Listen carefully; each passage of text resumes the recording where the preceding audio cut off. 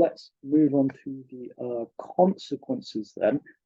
So this can be a very tricky essay, and the the one I think, or the sort of standard format of the essay, they might change the wording, things like this, would be is the UK or another country, but it's almost always the UK, is the UK's current account deficit a cause for concern? Okay, so that's the typical question that we want to prepare for here. Is a current account deficit a problem, basically? Is a current account deficit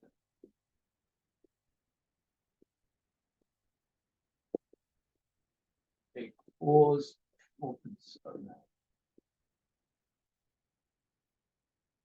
So we are going to have a few points to say yes, and then we're going to look at some evaluations.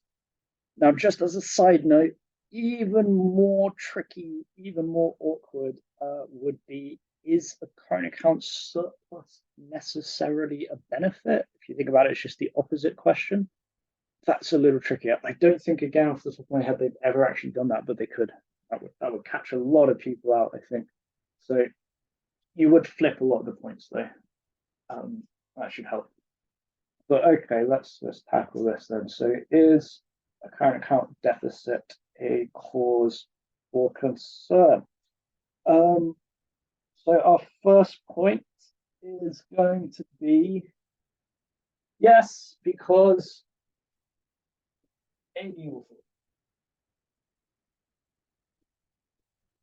fall. Let me change the phrasing. Downward pressure. Downward pressure.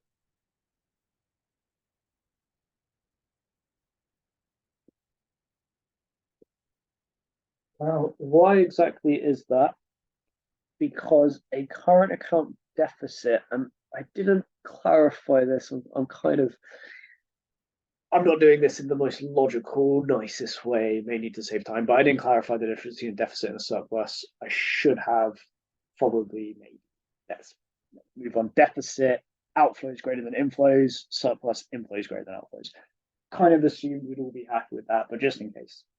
So a deficit on the current account implies X is smaller than M.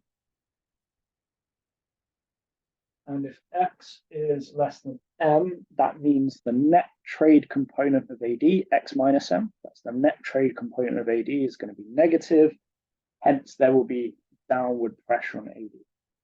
Now, I have said a deficit implies X is smaller than M, but it doesn't necessarily mean X is smaller than M, always. Can anyone tell me why in the chat? So a deficit implies X is smaller than M, but it's not 100% certain this is true just because you have a current account deficit. Why is that?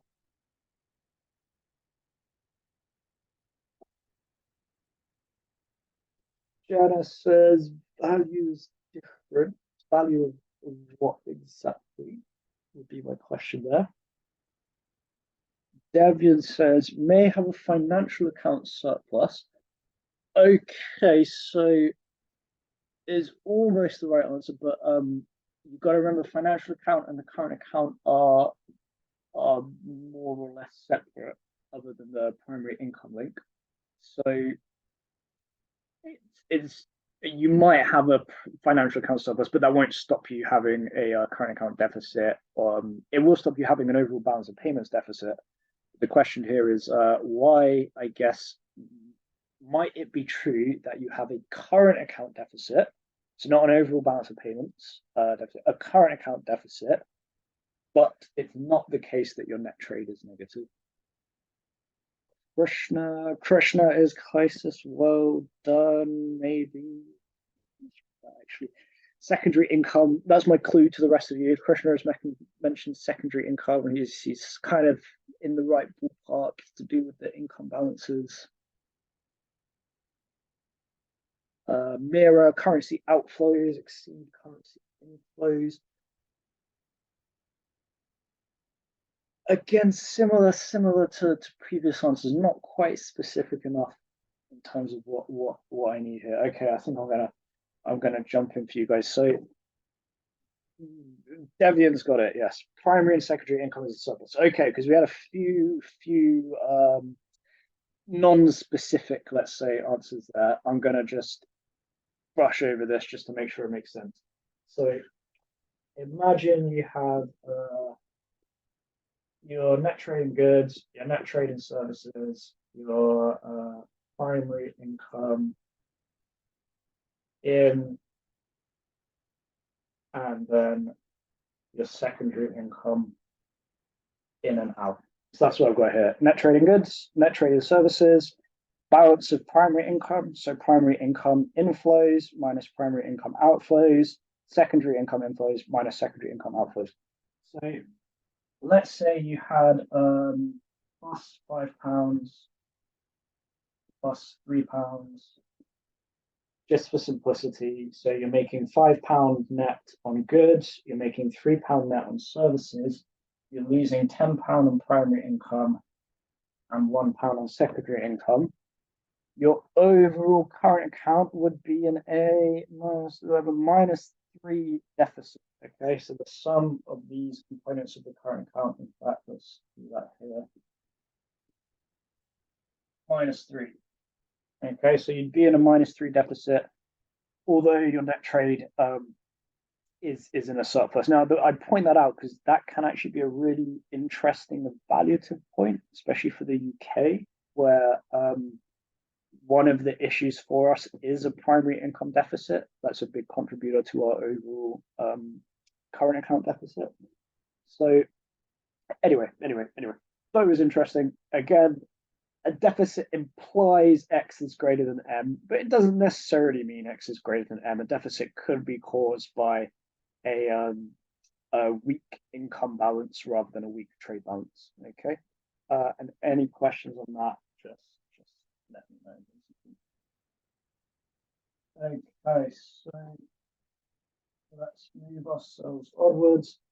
So deficit implies X minus M, downward pressure on AD. If AD falls as a result of this downward pressure, we are going to have GDP falling, employment falling, done.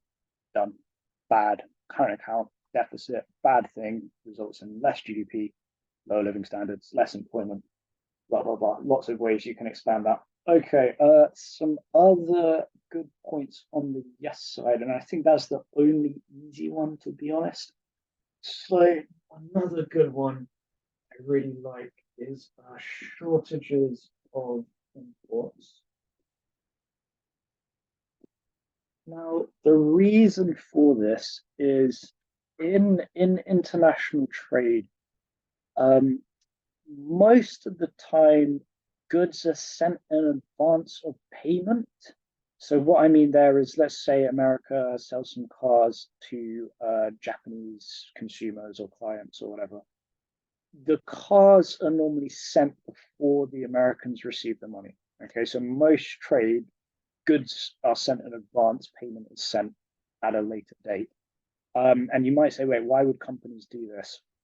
Well, the way it works is the payment is usually guaranteed by insurance companies. So you have an insurance company and they insure you against non-payment. You pay them a bit every year, and in return, they say, well, if one of your buyers from another country fails to pay you, we, the insurance company, will cover it and make sure you're not shortchanged. So that's the first thing to understand is most international trade is basically buy now, pay later, right? Goods are sent in advance of payment, to put it more technically.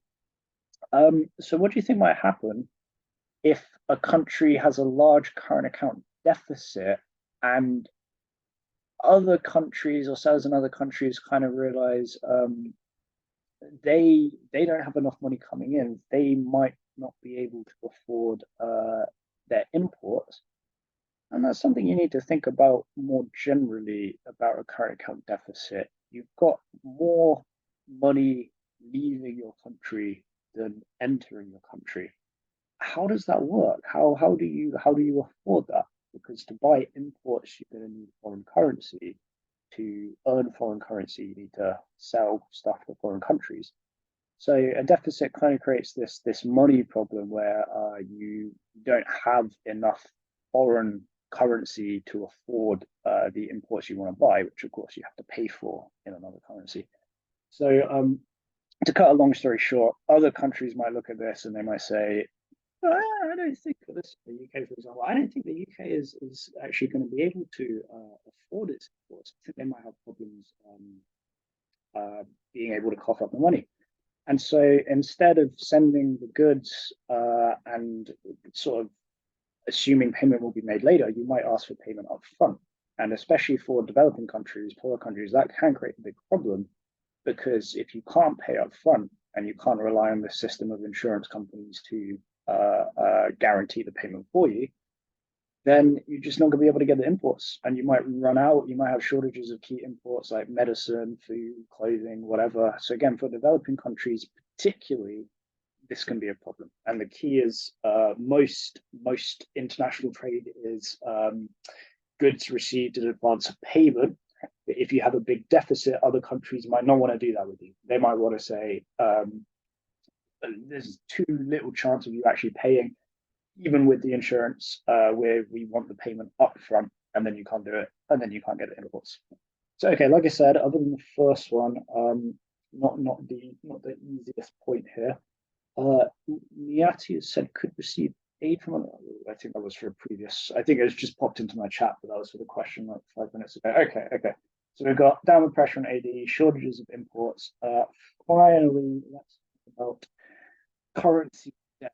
So this relates to what I've just been talking about, where at the end of the day, let's keep it really simple. Let's say the only two countries in the world are America and the UK, and the UK customers want to buy £1 billion worth of American cars. Okay, so they want to spend their money on American cars because whatever, they're better than British cars, whatever. Now you can't pay American companies in pounds. Why not? They won't take pounds. Pounds aren't useful to them. They need dollars to pay their taxes. They need dollars to pay their wages. So they're going to ask for dollars. They're going to say, well, yes, you can buy our American cars, but you need to pay us in good old American greenbacks, American dollars. So you might have no problem. You will be absolutely fine if you have enough dollars to buy these cars from America.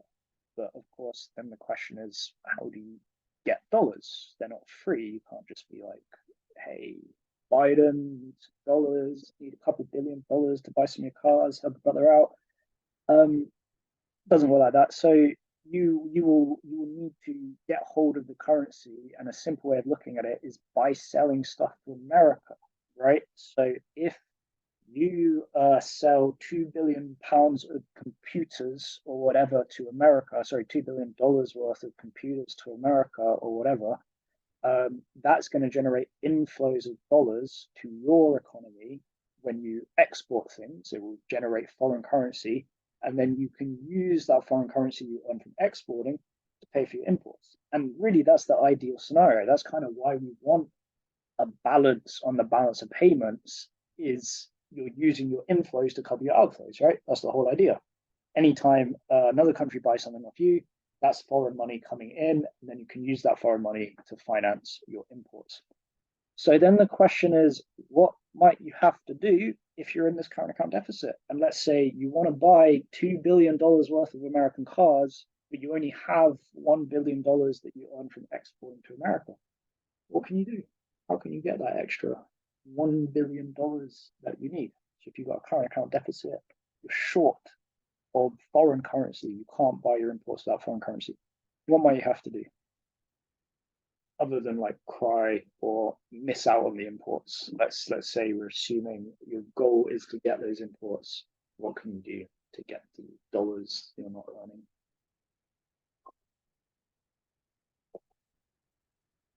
Now remember, you can't go to Biden and say, give me some dollars. But well done, Krishna and Devian. You can go to Biden and say, lend me some dollars. So I need to buy American cars. I want to buy $2 billion worth of American cars. We only made $1 billion selling stuff to you guys, to America. So, Mr. Biden, can you lend me the extra $1 billion? And then obviously I can buy the cars and I will have enough foreign currency to cover my spending. But the problem, of course, there is you've just gone into foreign currency debt, and that is even worse than regular debt. So this is a complex but very very strong point. So well done, Krishna and Debian, on that. For understanding you will have to borrow dollars potentially or borrow foreign currency if you're in a current account deficit. The next step is why is this so bad? Why is this so risky? So there's this really big risk to foreign currency debt that a government or a country doesn't face for domestic debt in its own currency. And the issue is if you've borrowed dollars, you will have to obviously pay back your loan in dollars, but there is a risk that your currency might depreciate between the time you borrow and the time you have to pay back. And that effectively means you have to pay back more than you started with. Now, if you are a UK person borrowing in pounds, there's no problem. If you borrow in your own currency, there's no problem because your currency can't go up or down against itself, right? But if you borrow in a foreign currency and then your currency becomes less valuable compared to that currency over time, you will have to pay more of your own currency back than you started with. A really good example of this for AO2 is the famous Mexican debt crisis of 1972, where effectively this exact thing happened. Mexico borrowed loads and loads of dollars, billions of dollars worth from the US, and then in the late 60s, early 70s, the Mexican peso depreciated massively against the dollar, and they now had to come up with so many pesos just to buy a single dollar that the Mexican government literally couldn't afford to, it couldn't generate enough pesos anymore to pay back its dollar debt.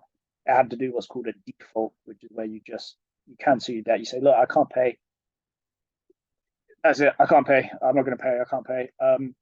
Which might sound like a get out of jail free card, but it's actually really, really bad if you have to default because no one wants to lend to you anymore for obvious reasons. If the country has got such a bad debt problem that it literally had to say to other countries, we can't and won't pay you back, no one is going to want to lend to that country for school building, education, infrastructure, whatever. So that is basically a problem with currency debt. Now, I will add a couple of notes. I think it's probably one of those ones where you need to rewatch to get good notes, but I had a couple of quick notes just to summarize that. So currency debt, have to borrow foreign currency, must borrow foreign currency to fund imports.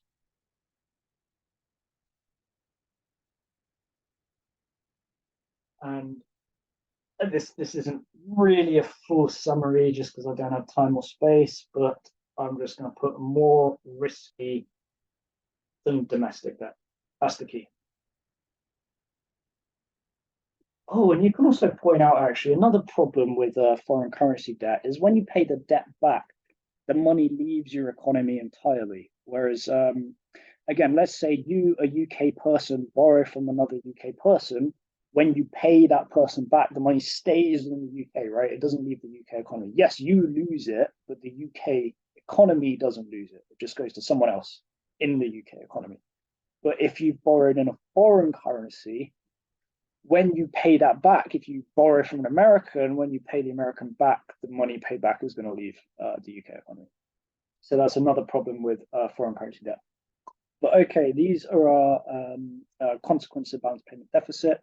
I have not timed today well. I spent too long on the structure. I'm going to give it another 5 minutes. Hopefully that's not pushing it too much for most of you guys. If you do have somewhere to be, something to do, obviously video will be posted hopefully next couple of days as usual. So you can just watch the end there or watch the evals basically. So I'll try and get this done in 5-ish minutes. So maybe something we can expand on at a later date. But okay, evals.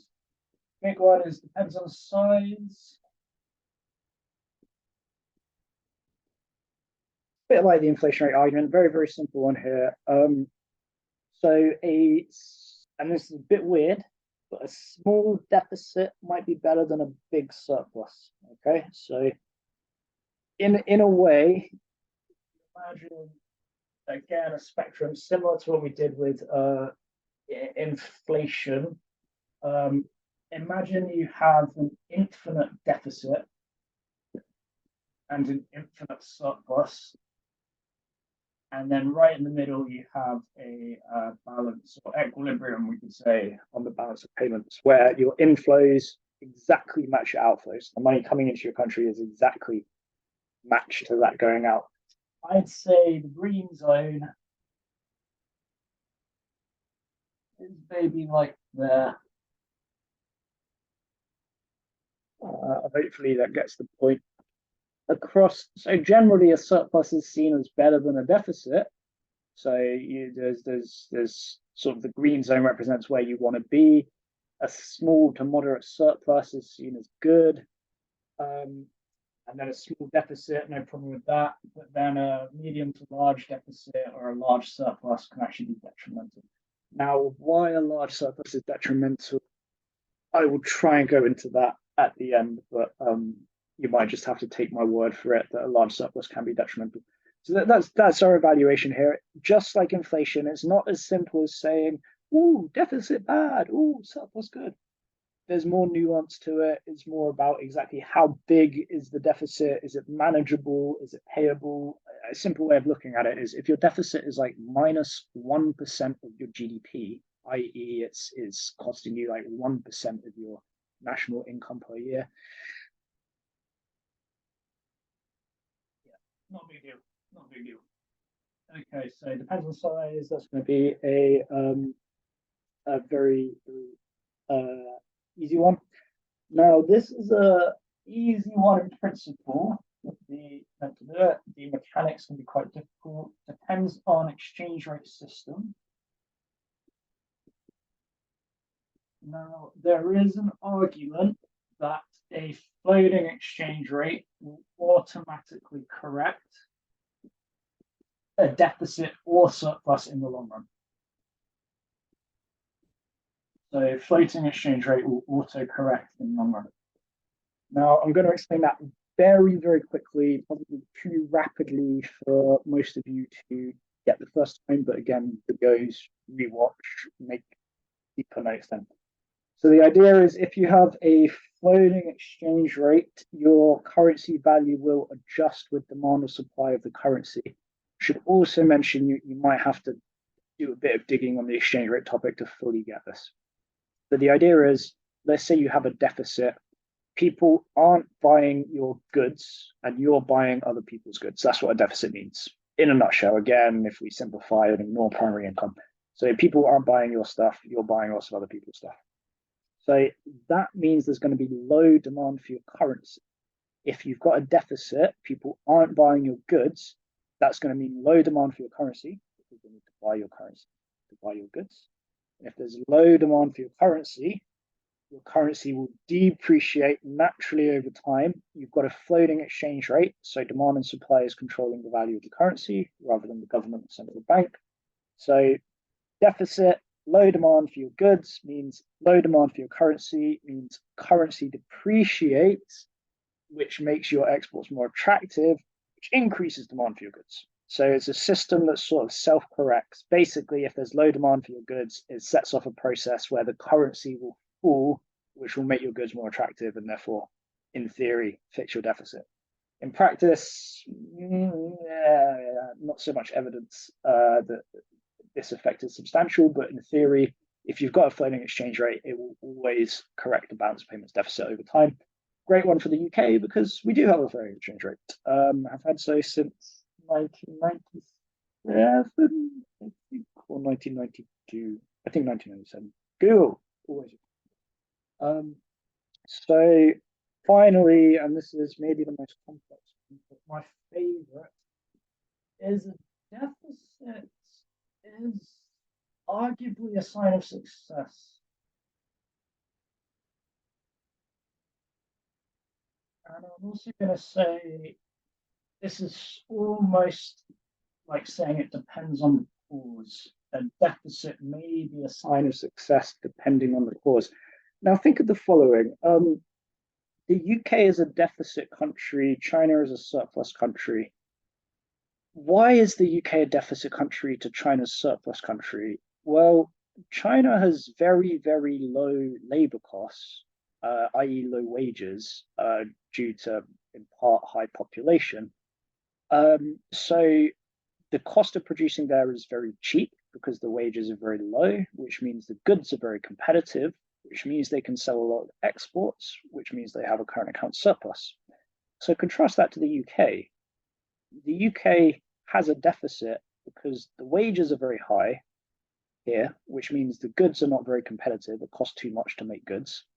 Um, and as a result of the wages being high as well, the consumers can afford a lot of imports from other countries, right? We can afford to buy a lot of Chinese electronics and American cultural artifacts or whatever. So think about it, like who would you rather be? Would you rather be a Chinese person or a UK person at random, a random Chinese person or a random UK person? I'm pretty certain most people in the world would say I'd rather be a random UK person, right? The living standard is higher, the wages are higher, the ability to consume foreign goods is better. So if you think about it this way, like a deficit, yes, it can reflect that you're not very good at selling, but it can also reflect that you're rich enough to buy stuff, that you're rich enough to live your best life, buy all this stuff from other countries, not give a damn.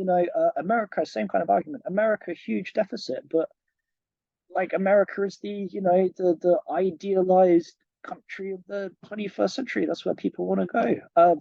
For a long, long time now, America has been one of the most attractive, if not the most attractive place to migrants globally. So they're obviously they're doing something right, and maybe the deficit they have is again it's just a sign of the fact that they're rich and workers get paid really well. So is that a problem? So you can kind of see it maybe depends on why you have a deficit. If you have a deficit because your goods are really low quality or you have really high inflation, maybe that's a problem. But if the deficit is more because wages are high and your citizens are relatively very rich and can afford a lot of goods, again, is that really a problem? Is the UK's deficit a problem when it just means that Chinese people are slaving away, 13-hour days in their sweatshops making cheap clothes that we then go out and buy? Again, who's the real winner there, right? Is the fact that we have a deficit really a sign of failure or a sign of success? So again, I love this argument. I think it's absolutely brilliant. And to me at least, it makes a lot of sense. Hopefully, the way I've explained it makes a lot of sense. So Krishna has put in what will be today's final question. Could you even argue that deficit is a sign of a country that has higher technological advancement, as all the countries that industrialize first now are in a deficit? Well, it's a really good idea. I would have to point out some notable exceptions like Germany, which does have a large surplus and is one of the first industrializing countries. But yeah, your overall argument is more or less in line with the argument we're making here, right? That a lot of the rich Western countries have deficits, and a lot of the poorer developing countries, although again there are exceptions, notable exceptions of this, but a lot of poorer developing countries have surpluses. And if the reason they have surpluses is because the wages are really low and the prices are really cheap and they don't have enough money to buy stuff from other countries, that's not such a good thing. So it possibly relates to technological advancement in the fact that technological advancement makes certain countries richer, and then if they're richer, they can buy stuff from other countries, and then they have a deficit. And so again, it's sort of a similar thing where you're saying, well, the deficit isn't really a sign of failure, it's a sign of their success in advancing enough that they can be rich enough to buy from other countries instead of having to work to produce for other countries. Again, I'm going to go way over here, but I think it's a really, really interesting sort of paradigm where you're almost looking at, do you want to be a producer or do you want to be a consumer, right? A surplus country is kind of like you're winning on international production. Take China, like they are they are the winner as far as global production goes, right? They're producing loads of goods, selling loads of goods, making tons of money, having a huge current account surplus. So we might say they're the winner in terms of production, but then the other side is like the consumption side, right? And in some cases, a deficit again, it might mean you're kind of losing on the production side, but you're winning on the consumption side, right? The big deficit countries are the big consumers in the global economy, and the big surplus countries are the big producers in the global economy. And I think that's a really interesting way of looking at it. But okay, finally, I've overrun anyway. Might as well do another 2 minutes. Why is a surplus also potentially a problem? We said a small deficit is better than a big surplus, which might be very counterintuitive. Like, why would it be a problem to earn lots of money from other countries? You can see the problem with China America right now. It's a bit like if you're playing tennis with your brother, friend, cousin, whatever. You might have had this experience where, let's say you're much better at something than the other person and you're playing a game with them. If you're beating them too hard, basically they might just quit and stop playing with you, and then in a way you've lost because you don't get to play anymore, right? And if your goal was to play tennis with your buddy or your brother or whatever, and so hard that they've just been like, nope, I'm going home, I'm going home to read, I'm going home to play games, you kind of shot yourself in the foot. That's the same thing here. China's surplus is so big, so massive, so scary for America that America has started turning around, particularly when Trump was in charge, and basically saying, we don't want to play anymore. We don't want to trade with you. It's not fair for us. It's not working for us. We've just got this massive deficit. You've got this massive surplus. So we're going to start using trade barriers in China. We're going to start adding import taxes. We're going to cut trade with China. We're going to try and buy from other countries. We don't want to trade as much with you anymore. That is your problem with a surplus. It's not really a problem directly for you, but it is a problem indirectly in how other countries might respond to your surplus. Okay, another big question from Krishna. I'm going to make this last one, I promise, then we'll definitely call it a day. Krishna says the counter is that consumerism isn't sustainable as if we continue having deficits while inflation slowly increases, as well as currency exchange rates getting worse. Eventually, the producing countries will have as much purchasing power as the consumer countries. Okay, so Krishna has given a really long point, which is probably too long to read out for me, but I'll try and summarize and reflect on it.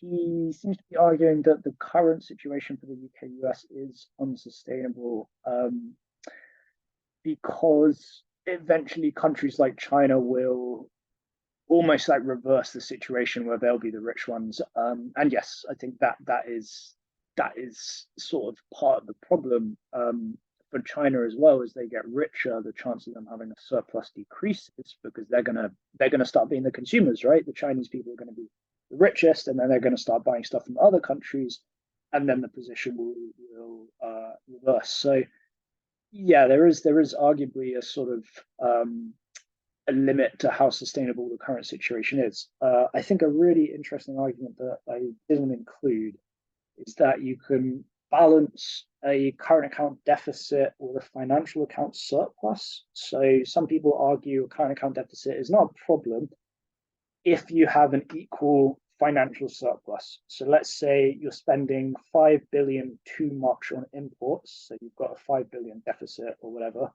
If you sell your capital assets, like your companies, to other countries, it's no problem. Because if you sell your capital, you generate foreign currency inflows, and then you use those foreign currency inflows to afford your current account deficit. But that kind of relates to what you're saying as well, because that's arguably unsustainable if you're funding a current account deficit with a financial account surplus. You're effectively selling the ownership of your assets just to fund consumption, which doesn't sound like a good idea. This is like selling your house to buy a holiday. It's effectively selling the future to fund the present. So I would argue, and again, this can be a really good eval and counter eval to put in a conclusion, that yes, there is an argument that you can make a current account deficit sustainable by funding it with capital inflows or financial inflows. But then the downside of that is someone else ends up owning all your capital. Someone else in another country ends up owning all the companies and all the capital in your country. And for a bit of easy OT, this is sort of the UK's current account issue at the moment. Is we've had a large deficit for a while. We've funded that by selling assets to other countries, generating capital inflows. But again, now the downside of that is there's a huge amount of foreign ownership of UK assets, which is not a bad thing in and of itself. But it can be detrimental. There was again, I can't remember the exact year, a couple of years ago maybe, there's an incident where Chinese investors in a power plant, the Hinkley Point, I think it's called Hinkley Point Power Plant, if effectively got like booted out. The UK said, we're not going to let you invest in us because of concerns about Chinese like spying and things like this. So it's not always ideal to have, for political as well as economic reasons, huge foreign ownership of domestic assets.